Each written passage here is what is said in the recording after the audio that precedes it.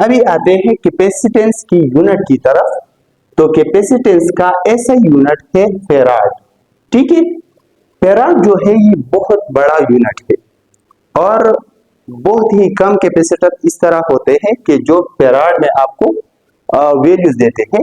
तो हम जो मामूली जो स्मॉल लेवल पे जितनी भी कैपेसिटर हमारे पास यूज होते हैं, जिस तरह पंखी में यूज होता है या इलेक्ट्रिक मोटर में यूज होता है, तो उसके लिए एक स्मॉल यूनिट है। और अगर हम फेराड के सामने जो है माइक्रो यानी 10⁻⁻⁶ लगाए माइक्रो फेराड, तो माइक्रो फेराड जो है ये कैपेसिटेंस का स्मॉल यूनिट है। ठीक है, इसके अलावा पिको फेराड में भी हम कैपेसिटेंस काउंट करते हैं। ठीक है, अभी 1 फेराड जो कैपेसिटेंस है वो किस चीज की बराबर है, तो अब इसकी तरफ आते हैं।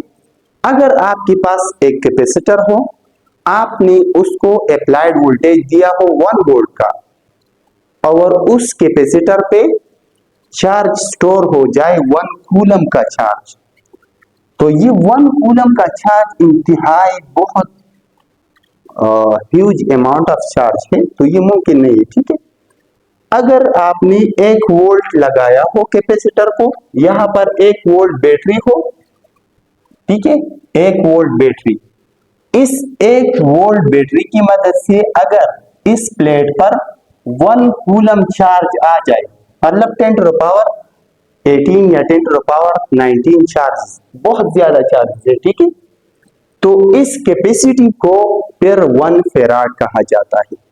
डिफिनीशन की तरफ आते हैं। Capacitance of a capacitor is 1 farad if it can store 1 coulomb charge when connected to a source of 1 volt।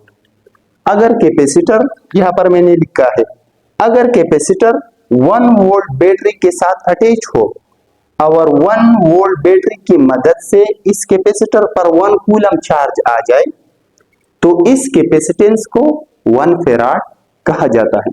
इसके अलावा अगर मैं एक बैटरी ले लूं 12 वोल्ट, ठीक है, और इसकी मदद से 12 कूलम चार्ज आ जाए, तो ये 12 एक दूसरे को कैंसिल कर लेंगे। ठीक है, तो ये भी 1 फेराड की बराबर